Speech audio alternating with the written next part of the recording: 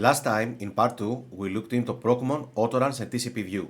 Within the next few minutes, we will put the full toolset to the test by emulating an actual attack using MITRE Caldera RT module, so make sure to stay until the end. Without wasting any more time, let's jump directly into the emulation. Here, on one side, we have our Windows Server 2025, in which we have tuned the tools from the Sysinternals suite, including Process Explorer from part 1. Now, on the other side, we have an Ubuntu server acting as the host for the MITRE Caldera deployment.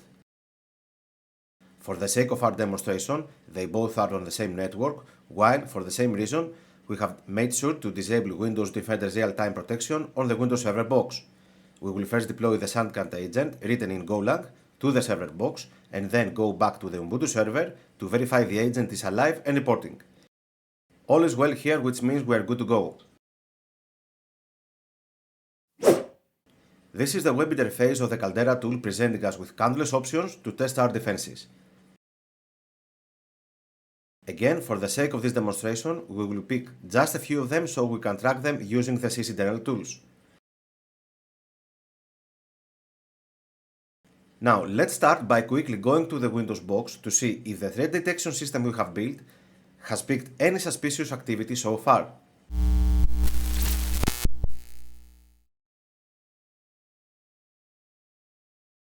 And there you have it. As you can see, Process Explorer has picked a suspicious execution of the otherwise legitimate SVC host process. This helps us as defenders or analysts to immediately realize there's something wrong here. Digging a bit more on the suspicious process, we can now see it is indeed a malicious, rogue process, and here is what quickly helps us verify it. For starters, it runs in the context of the administrator, in contrast to the rest of the SVC host processes.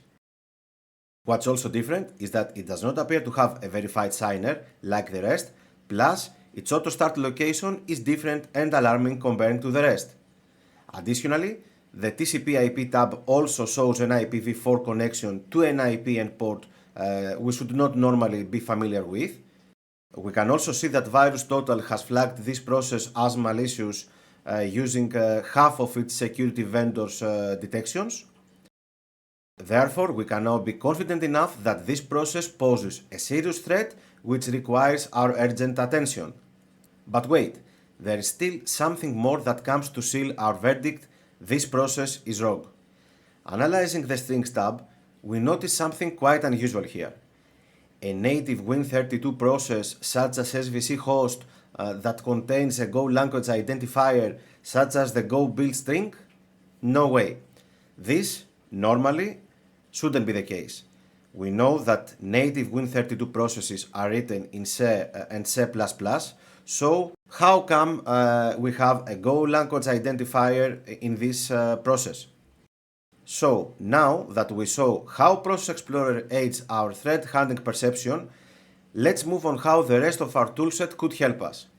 Opening TCPView, we again get a glance of what we earlier saw on the TCP/IP tab, which is a strange, unknown connection to an IP and port that we don't recognize. Opening the location for that process, we can see that again it has no verified signer, it is just a process sitting there out of nowhere. So far, we have seen how Process Explorer and TCPView provide value to our defenses. Now it's time to move on and see how the remaining two could complement our investigation. We will start with ProcMon, and what I'm going to do is to use our agent and issue PowerShell commands from the Caldera platform to the Windows Server box. I'm going to create a new operation to do this. Let's name it YouTube Demo Op and select the Discovery Adversary profile. In this instance, since this is part of a demonstration, I will leave the plain text option as the obfuscator. Within a few moments, we will see how ProcMon helps us to completely catch what's happening in the environment by tracing the issued commands alongside the process ID for each. We will use those 5 abilities: identify active user, identify local users, find user processes, view admin shares, and discover domain controller.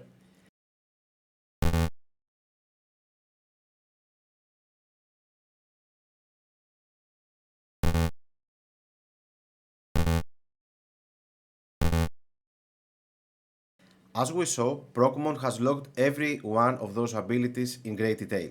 This is what we had in mind when designing our threat hunting solution, to provide us with full visibility at our fingertips. Now let's finish this series with what the last solution, Autoruns, has to offer to our toolset. Again on the Caldera platform, we will create a scheduled task on the Windows built-in task scheduler, this time using a defense evasion tactic. We will use this command here and we will use Autoruns to see if it picked it up. And of course it did. A new scheduled task named win32times has been created, and its intended usage is to call a malicious PowerShell script that would cause further damage in a real-world scenario. Now, as a last action, before we end this demonstration, let's use another ability, this time to create a service again called win32times. And here it is. Autoruns has helped us to identify this service as well, and by going to services, we can verify it sits there, ready to cause havoc. Wrapping it all up, in this three-part series, we show how security teams, IT departments, or individuals can build a zero-cost solution and take their defensive capabilities to the next level. I would like to thank you for taking the time to be here with me. Make sure to stick around as we have more and more coming up.